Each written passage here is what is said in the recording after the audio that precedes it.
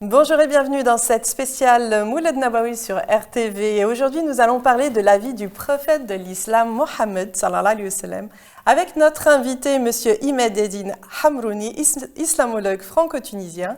Il anime une émission de réflexion sur l'islam, Hadith El-Jumu'ah et Nour ala Nour sur Radio Ouledna.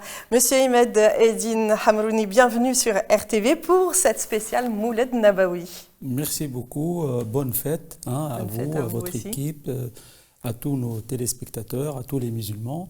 C'est notre Noël, donc on fête la fête de l'Mouled, la naissance du prophète Mohammed sallallahu alayhi wa sallam, le prophète de l'islam, le dernier des prophètes, le sceau des prophètes. On va en parler de ça après. Donc c'est une fête très très importante, une fête populaire, surtout dans le Maghreb, en Afrique.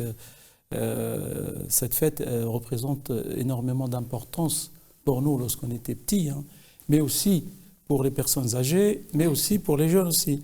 Donc c'est une fête de rencontre, de retrouvailles, et c'est un repère identitaire aussi. Donc la fête de l'Mouled, c'est une fête très très importante dans notre histoire, mais aussi dans notre présent. Oui, et on est là pour ça. Justement, on y va, et c'est ma première question. Pouvez-vous nous parler de l'image du prophète Mohammed sallallahu alayhi wa sallam en Occident? Oui, malheureusement, beaucoup de choses tristes sont arrivées dans notre pays, la France, et même en Europe, que ce soit de la part de ceux qui essayent de faire du prophète un sanguinaire, ou quelqu'un qui tue les gens, quelqu'un qui massacre les peuples. Donc une image rétrograde, si vous voulez, qui a donné de la violence de l'autre côté. On a vu des attentats meurtrières au nom de la défense de l'image du prophète. Ça, c'est très important donc d'en parler aujourd'hui, de ce que représente le prophète de l'islam dans le monde musulman et dans le monde. Car le monde musulman, il est dans le monde, il n'est pas sur Mars. Et aussi de parler comment l'Occident a rencontré notre prophète. C'est une rencontre importante, comme l'Occident a rencontré le prophète Jésus, paix sur lui et sur sa mère. Il a rencontré le prophète Moïse, paix sur lui aussi. Il a rencontré cet Occident, le prophète Mohammed aussi. Parce qu'on a l'impression, lorsqu'on écoute, on lit en Occident, en Europe, c'est comme si ce prophète-là n'est pas arrivé en Occident. C'est-à-dire c'est comme quelqu'un qui est resté aux portes de l'Occident et que, on a peur de lui. Ou bien on veut faire peur de l'image lui donner du prophète. Mauvaise image. Alors que les premiers occidentaux, si j'ose dire, c'est-à-dire les premiers, je ne veux pas remonter à Charlemagne, qui a reçu un très beau cadeau du calife abbasside, une horloge à l'époque. Donc il y avait la civilisation musulmane, arabo-musulmane, que ce soit à Bagdad, en Égypte, au Caire, à Tunis, à Fès, au Maroc, mais aussi l'Andalousie, proche en Europe. Donc on fait partie, si vous voulez, de cette histoire européenne. On n'est pas à l'extérieur de l'histoire commune de l'Europe. Et le prophète Mohammed, il avait une bonne image chez avant même les orientalistes, même Voltaire qui a écrit plus tard un petit peu en critique, il voit des choses merveilleuses dans l'image du prophète Mohammed. Victor Hugo, c'est ce que j'allais dire, Lamartine. Il y en a plein de cette époque qui ont parlé de ce monsieur, parce qu'au début, on le prend comme un homme qui est venu et cet homme, il a apporté des choses à l'époque, le droit de la femme, parce qu'on critique beaucoup le prophète sur sa relation sur la femme. Exactement. Alors que lui, il a apporté énormément à la femme de l'époque. Il faut se mettre à l'époque. La libération aussi de l'esclavage, parce que aussi on en parle même aujourd'hui que l'islam ou les musulmans ou les arabes sont des esclavagistes. Oui. Bon, bah, comme d'autres, hein, comme les Européens, comme d'autres peuples, hein, on est tous, quelque part dans l'histoire, on était esclavagistes malheureusement. Et donc le prophète, il a libéré, c'est-à-dire l'esclavage de l'époque. La pensée au niveau philosophique, il a apporté des éléments pour éveiller les consciences. Donc le prophète Mohammed, son image au 18e, 19e, même au début du 20e siècle, rien que par exemple, si j'ose parler de René Guénon, donc qui est devenu musulman après, il y en a plein d'autres, Yves Monteil qui est aussi devenu musulman, Roger Garaudy qui est devenu musulman, l'un des fondateurs du Parti communiste français, l'un des penseurs, idéologues du communisme dans le monde. Donc ce monsieur, il a écrit des merveilleux livres sur l'islam et sur le prophète. Donc ce monsieur, son image, ce prophète, son image chez les intellectuels européens, et même britanniques ou américains, même russes, si j'ose dire, c'est une image très, très positive de l'époque. Donc, qu'est-ce que s'est passé pour que cette image se dégrade? Pourquoi ce paradoxe aujourd'hui? Pourquoi ce paradoxe aujourd'hui? On en parle comme si, même au sein des musulmans. Bien sûr. Vous allez trouver des musulmans qui critiquent ce prophète et qui le voient comme un personnage clivage, c'est-à-dire un clivage avec lui. Alors que si on se met à l'époque, c'est-à-dire on étudie le prophète Mohammed dans son environnement, parce que malheureusement, même dans les livres de la tradition prophétique, on en parle lorsqu'il est devenu prophète, c'est-à-dire à partir de 40 ans. Et on va parler de 23 ans de sa vie, c'est-à-dire la prophétie elle a duré 23 ans. 23 ans, c'est le temps que Dieu a révélé, l'ange Gabriel a révélé le Coran sur le prophète. Donc ça a pris 23 ans. Il y a 114 sourates sur 23 ans, et on n'en parle pas les 40 ans avant, c'est-à-dire de 0 à 40. Où il a vécu, avec qui il a vécu, c'est quoi ce monsieur, qu'est-ce qu'il faisait, c'est quoi son travail, hein, c'est quoi sa relation avec l'environnement proche, mais aussi l'environnement régional, parce qu'il a voyagé ce monsieur. Donc on n'a pas, même si on prétend le connaître énormément ce monsieur, mais en fait on le connaît très très très mal. Pourquoi ? Parce qu'on connaît notre prophète à l'image du musulman aujourd'hui. Malheureusement, le musulman d'aujourd'hui, entre parenthèses, bon, je ne confonds pas tous les musulmans, bien sûr. Mais l'image qu'on a, ce n'est pas l'image de leur prophète. C'est-à-dire qu'il y a une différence. Il y a une grande différence entre ce prophète et sa communauté. Donc, c'est ça qui a fait que l'Occident d'aujourd'hui voit dans l'islam ou les musulmans un danger identitaire. On voit ce qui se passe en Italie. Madame Giorgia Meloni qui dit « Moi, j'arrive pour éviter que l'islamisation de l'Europe, carrément. » Et on voit ce qui se passe aujourd'hui, même en France. On a peur de l'islamisation de l'Europe, mais il n'y a pas de l'islamisation de l'Europe. Il y a des musulmans, il y a des chrétiens, il y a des juifs, il y a des athées, il y a une diversité culturelle. Donc l'islam ne fait pas peur. Par contre, il y a des gens qui prétendent défendre le prophète Mohammed, mais avec des arguments que même le prophète Mohammed, paix à son âme, à l'époque, il les a combattus. Parce que le prophète Mohammed, c'est qui? C'est un enfant qui est né donc, en Arabie, à la Mecque, je pense là aussi, on n'a pas les dates exactes, mais on peut dire c'est 570, 572. À l'époque, on dit c'est l'époque de lorsque Abraha, le roi de Yémen, a conquéri la Mecque avec ses éléphants. Donc on dit qu'il est né l'année de l'éléphant, Aam el-Fil.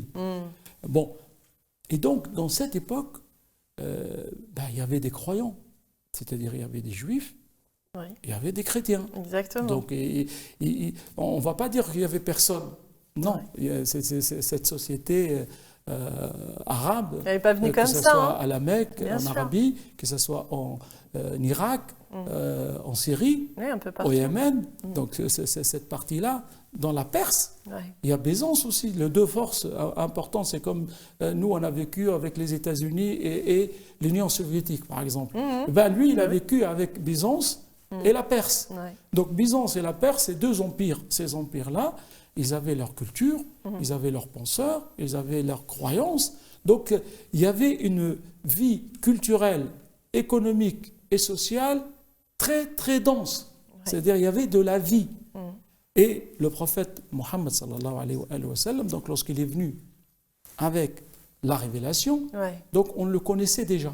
C'est-à-dire dans son environnement arabe, familial, tribal, mais aussi dans la région, puisqu'il était un très bon, avec les autres. Avec notre appellation d'aujourd'hui, oui. C'était un PDG d'une grande société commerciale. Oui, un très grand commerçant, avec les chameaux, les caravanes et tout, bien sûr. C'est pas un bédouin qui est pauvre, parce que l'image qu'on donne aussi. Mais c'est une mauvaise image, bien sûr. C'est quelqu'un qui est très pauvre. Analphabète.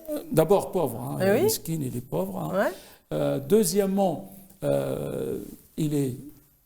c'est ni lire ni écrire. Voilà, c'est ce qu'ils ont retenu. Comme par hasard, il ne sait ni lire ni écrire. Et c'est grâce à la femme Khadija, sa femme, chez qui il va travailler, il va être employé chez elle, salarié, et après il va l'épouser, et c'est elle la première qui va croire à l'islam, et donc elle va mettre tous ses moyens pour l'aider. Pour l'aider dans ce cheminement-là. Et la progression de son message. Ouais. Alors que c'est faux. C'est-à-dire c'est faux. On n'a pas assez de temps pour énumérer un petit peu les recherches, parce qu'il faut en parler aujourd'hui. On a les moyens aujourd'hui de relire notre histoire.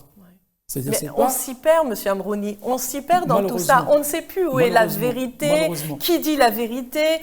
On voit tellement de livres sur la vie du prophète. Il y a des hadiths par-ci, des hadiths par-là. Il y a des hadiths contre la femme, qu'il faut faire ceci ou cela, ou la femme, si elle fait un péché, il faut la lapider. On s'y perd dans tout ça. Alors qu'on connaît la grande rahma du Seigneur et l'amour, puisqu'on sait très bien, et je pense que ça, vous allez me le confirmer, que Nabi sallallahu alayhi wa sallam wa habib Allah. Et c'est là où on se dit, mais où est la source de cet amour inconditionnel dans notre comportement à nous? Malheureusement, le conflit politique, parce que dès le décès du prophète, on est rentré dans un conflit politique. Voilà. Donc le conflit politique, il a agi sur la mauvaise image du prophète et la mauvaise image de la lecture prophétique, parce qu'il y a le prophète et la lecture prophétique. C'est ça. C'est-à-dire comment on lit la révélation. C'est un gros sujet. Donc le prophète, il a amené le Coran. Donc c'est quoi le Coran? C'est un livre saint, c'est comme la Bible ou la Torah. Hein. Donc c'est un livre révélé. Il n'est pas écrit par le prophète. Bon, il y a certains orientalistes d'aujourd'hui qui disent non, il a écrit ce livre. Bon, bref.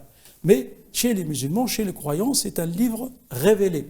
Donc le meilleur livre qui peut nous renseigner sur la qualité du prophète, c'est le Coran. C'est le Coran. Ben ouais. Donc comment le Coran parle de ce monsieur? C'est-à-dire comment il parle de lui. Bien sûr. Donc il faut d'abord, lorsqu'on veut connaître l'islam, il faut lire le Coran, même si on n'est pas musulman, même si on n'est pas pratiquant. Il faut le lire pour comprendre. Bon. Lorsqu'on lit le Coran, donc c'est la révélation qui parle, c'est-à-dire c'est Dieu qui parle. Et comment Dieu parle de ce monsieur? C'est-à-dire comment il parle de notre cher prophète? Comme il a parlé des autres, comme il a parlé de Marie, comme il a parlé de Jésus, comme il a parlé de Moïse, comme il a parlé de Joseph. Bon, je ne veux pas énumérer tous les prophètes dans le Coran, mais il faut revenir au texte. Qu'est-ce qui nous renseigne le texte? Il nous renseigne que ce monsieur, il était choisi par Dieu. Donc, comme Adam, il était choisi par Dieu.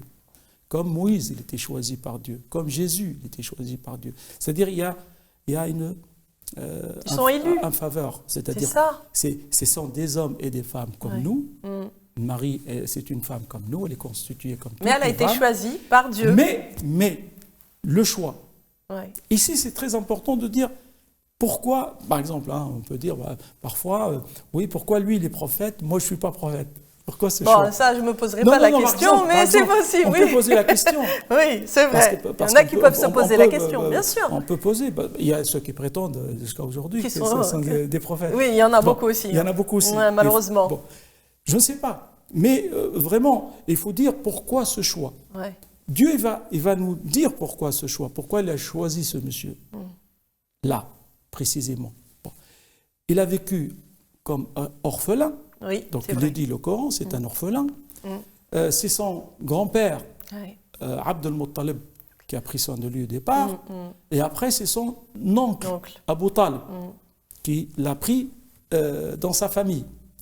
Et on va voir comment ce jeune homme, il a grandi dans une famille, dans un tribu, Bani Hashim, qui a de l'autorité sociale, morale, parmi les tribus arabes de l'époque. Donc c'est un élu qui appartient à une grande famille. C'est pas un pauvre. C'est-à-dire c'est pas quelqu'un qui est pauvre. Ça, c'est important qui n'a pas, de le dire. De famille. Voilà. C'est quelqu'un qui a une grande famille, honorable, reconnue, c'est-à-dire dans l'Arabie de l'époque, avec d'autres bien sûr. Mais il vient de cette grande famille. Et donc on va voir que ce monsieur, lorsqu'il était devenu jeune, donc il a fait des rencontres. Des rencontres en Arabie, donc proche de la Mecque, mais aussi en Syrie. Donc il voyageait en Syrie. Qu'est-ce qu'il faisait en Syrie ? On peut faire plusieurs émissions. Hein. C'est sûr. Mais ce monsieur, il a voyagé. Ouais. Il appartient à une grande famille. Il a côtoyé d'autres croyants chrétiens. Oui. Chrétiens, je précise bien, chrétiens. Et donc, à partir de certain âge, il s'est plus ou moins isolé vers la grotte de Hira. Oui. Et donc, c'est là où le travail, si vous voulez, personnel du recherche de la spiritualité va commencer. Donc, le prophète, il a commencé, si j'ose dire, à l'âge de 25-30 ans, à faire cette recherche, à aller vers personnel.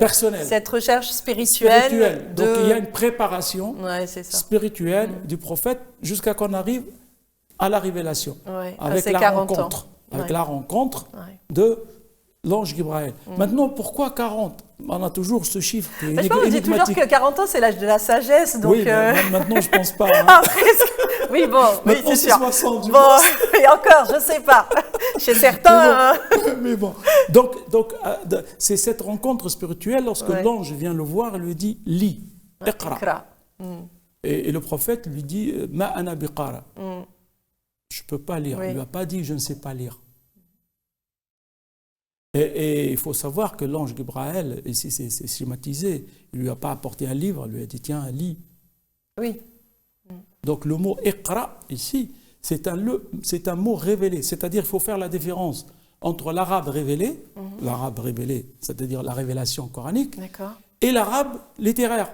C'est-à-dire le mot lit. Il y a une différence entre le mot lit et ikra.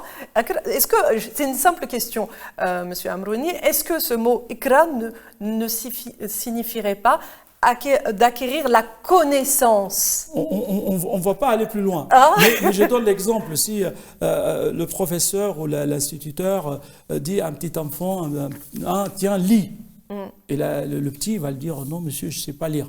On comprend. Oui, bien sûr. Là, on comprend.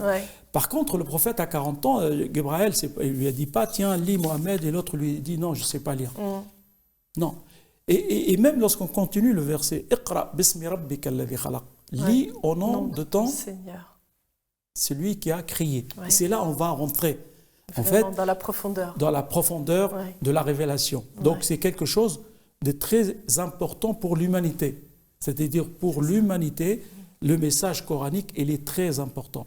Et le seul qui peut recevoir ce message comme il est, c'est ce monsieur-là qui s'appelle Mohammed. En fait, il s'appelle Ahmed. Et Mohammed, ça vient de Hamd. Le mot Mohammed, ça vient de Hamd, louange. Donc c'est une, si vous voulez, c'est une appellation. C'est même pas son nom. Son prénom, c'est Ahmed. Mais son statut, c'est Mohammed. Parce qu'il est loué. Voilà, exactement. Il est loué par exactement. D'accord. En apportant de l'amour. Mais c'est ça, en fait. Alhamdulillah. C'est pour ça, في الفاتحة, après Bismillah ar-Rahman ar-Rahim, on dit Alhamdulillah Rabb al-Alamin. On commence par louange à Dieu, Seigneur des mondes. Donc c'est très important de comprendre l'importance de la personnalité du Mohammed en tant qu'humain. C'est pour cette raison, le Coran le présente comme un humain, bashar. Je ne suis qu'un bashar à qui on a révélé. Donc c'est très important de dire c'est un homme comme moi. Mais ça, ce qui est important, c'est ce que vous venez de dire, ça met en avant l'humilité. Exactement. L'humilité que Dieu nous demande, nous, le bashar, d'avoir. Vous avez compris. Donc ce bashar-là, avec la grâce d'Allah, il a reçu la révélation. C'est exactement comme le prophète Moïse, lorsqu'il va aller à la rencontre de Dieu avec l'arbre. Donc c'est un peu la même image. La même image lorsqu'on arrive à un état d'être supérieur, spirituel. Donc on rencontre soi-même et après on rencontre le divin. Donc le prophète Mohammed, ce monsieur-là, il a une vie sociale, il y a une vie économique, c'est-à-dire il a un vécu, bien sûr. Il a une responsabilité parentale, après on va le voir, bien sûr. Il a une responsabilité en tant qu'époux, mais en tant qu'homme de pouvoir aussi, parce qu'il avait du pouvoir à la Mecque, ce n'est pas un homme lambda, le prophète Mohammed. C'est pour cette raison, c'était très difficile pour lui de révéler la révélation, parce que son statut social, il est très important dans la région où il vit. Et donc, lorsqu'il va amener cette révélation qui va à l'encontre des intérêts des tribus, des intérêts économiques, sociaux et politiques. Parce que qu'est-ce qu'il va demander, cette révélation? Elle va dire que tout le monde sont pareils. Noir, blanc, arabe, non-arabe, tout le monde est pareil. Ah oui, non. Eh ben, nous, on n'accepte pas que tout le monde soit pareil. C'est ça. Le droit des femmes. Ah ben non, nous, nos femmes, c'est... Ah non, on ne veut pas. Hein. Non, on ne veut pas. Donc, il va bouleverser tout, la hiérarchie sociale et politique. Donc, c'est pour ça qu'on lui a fait la guerre. Donc, on a commencé à dire que c'est un fou. C'est un fou. Celui qui dit ça, c'est un fou. Et en plus, lui, avec son statut social, il est comme nous. Pourquoi il ne veut pas profiter de tout ce qu'on a comme richesse? Et tout, bien sûr. Non, le statut social. Oui, bien sûr. Et c'est pour cette raison, lorsque le prophète il a insisté de continuer son message, eh ben, les grandes tribus, ceux qui profitent de l'époque, le MEDEF, le MEDEF d'Arabie, ceux qui profitent, ceux qui ont le pouvoir économique et politique, ils sont allés en délégation chez son oncle et on dit, bon, qu'est-ce qu'il veut ton neveu? Il veut quoi? Il veut le pouvoir, il veut qu'il soit roi. Eh bien, on va le mettre roi, on va le nommer notre roi. Qu'est-ce qu'il veut? Il veut, un jour, il parle de son message, le lendemain, nous, on parle des nôtres. C'est-à-dire, il garde nos intérêts. Mais il faut qu'il arrête de faire ce qu'il fait.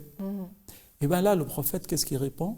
Il dit, Wallahi, ya ammi, oh mon oncle, même s'ils mettent le soleil dans ma main droite et la lune dans ma main gauche, je n'arrêterai jamais à diffuser ce message. Ça veut dire quoi ce mot-là, très important? Est-ce que vous pensez que le MEDEF de l'époque, il va venir à quelqu'un qui n'a aucun pouvoir, juste 2-3 gamins avec lui, ils vont lui proposer qu'il devienne roi? Non, mais on va rigoler. On dit, non, ils vont les tuer, ils vont le massacrer, ils vont le lapider, rien qu'avec quelques pierres, et il est mort, le type. Donc ça montre que le prophète, il avait un grand statut social. C'était pas il était respecté. Il était respecté par tous. Exactement. Deux, c'est un littré, c'est quelqu'un qui sait lire et écrire. Où on a trouvé ça? Dans le Coran. Yu'allimuhum. Il leur enseigne al-kitab wa al-hikmah, le livre et la sagesse. Wa yuzakkihim. Donc un maître qui sait ni lire ni écrire, on n'a jamais vu. Mais le problème, c'est que lorsque le Coran dit An-Nabiy al-Ummi, al-Ummi, ils ont dit Ummi en arabe, ça veut dire il ne sait ni lire ni écrire, alors que c'est faux. Ça veut dire quoi, Nabi al-Ummi? C'est comme si je dis Henda la parisienne.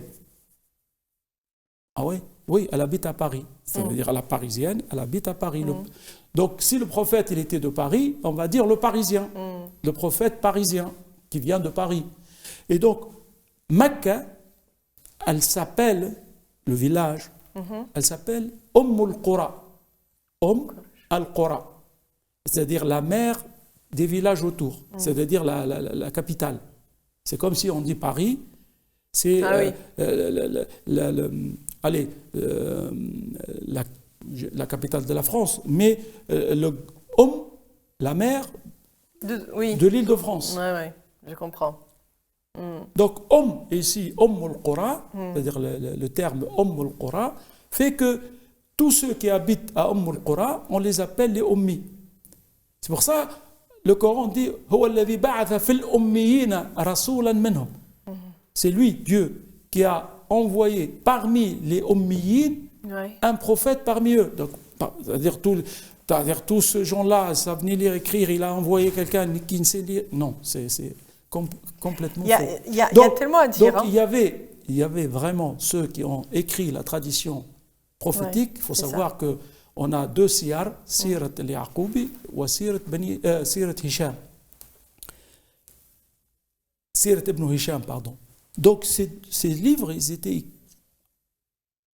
un siècle et demi après. C'est-à-dire un siècle et demi. Les livres qu'on a aujourd'hui, pour les hadiths, c'est 2 siècles et demi. Al-Bukhari et Muslim. Bon, je ne veux pas énumérer tout le monde. Bien sûr, il y en a une. Cette tradition, elle était, comment dirais-je, archivée 2 siècles après le décès du prophète. Ouais. Donc il faut poser des questions quand même. C'est vrai qu'il y a énormément. Donc ce prophète, pour résumer, ce prophète, c'est un homme sage, cultivé, qui a un statut social. Ouais. Et donc, la révélation a amené le droit aux humains, c'est d'être égaux. C'est pour cette raison, moi j'ai toujours dit, la première révolution c'était la révolution mohammedienne, et la deuxième révolution c'était la révolution française. C'est-à-dire, si j'ose dire, sur le droit de citoyenneté, le droit humain, le droit de l'homme, on parle de droit de l'homme. Le droit des femmes. Enfin, l'homme avec un grand H, bien sûr. Parce que c'est un changement gigantesque, la Révolution française. Mais aussi la révolution de l'époque du prophète Mohammed. Parce qu'il faut se rappeler tout le temps l'environnement où il a vécu et les 2 empires. C'est l'empire perse et Byzance. Donc, comment ce monsieur... il a mis en place une communauté qu'au bout, même pas un demi-siècle, c'est-à-dire même pas 50 ans, ils ont vaincu les 2 empires. C'est énorme. Donc son travail, c'est pas simplement un chef de guerre. C'est-à-dire, c'est pas parce qu'on le présente comme un chef de guerre et même un chef de gang. Un sauvage. Bon, comme certains politiques français, à un moment, ils parlent des musulmans comme les sauvageons. Bon. Mais la réalité est autre. La réalité, c'est que notre prophète, c'est un homme sage, amoureux, qui a de l'élégance, c'est-à-dire il s'habille bien, il aime le parfum, il aime les femmes. Oui, c'est vrai. C'est-à-dire dans le bon sens, je dis. Oui, ça c'est important de préciser, parce qu'il y en a qui n'ont pas compris. Oui, bien sûr. Il faut préciser. C'est exprès, je dis le mot, c'est exprès. Exactement. C'est-à-dire il donne de l'importance. Voilà. Et lorsqu'on voit la vie de sa fille Fatima, la vie de son épouse, la première épouse, où il est resté avec elle de 25 ans jusqu'à qu'elle est décédée, donc pendant presque 15 ans, même plus, il a vécu avec elle, seulement avec elle. Il n'avait pas d'autre épouse. Exactement. C'est après, lorsqu'il est parti à Médine, donc à Médine, il avait l'âge de 53 ans, parce qu'il a vécu 13 ans à la Mecque et 10 ans à Médine. Donc il avait 53 ans. Et il a vécu 10 ans. Donc pendant ces 10 ans, il a épousé d'autres femmes. Mais pour plusieurs raisons. C'est pas simplement c'est pour cette raison, j'ai dit toujours, le prophète, il avait un statut social, politique. C'est pas simplement le statut spirituel. Donc ce prophète-là, il a bouleversé la hiérarchie sociale. C'est-à-dire, il a ramené l'importance de l'égalité. Deuxièmement, la liberté de croyance. Parce qu'on a l'impression de montrer que les musulmans veulent obliger les autres à croire à l'islam. Pas du tout. C'est au contraire. C'est-à-dire qu'ils libèrent les gens et ils les laissent croire ce qu'ils veulent. Il n'y a pas une obligation de priver les gens de réfléchir. Ça aussi, c'est donc, important. Donc, il a amené l'égalité, il a amené la liberté, et il a amené quelque chose de plus. C'est ça qui est très important de le noter. C'est pour cette raison, il est le sceau de prophète.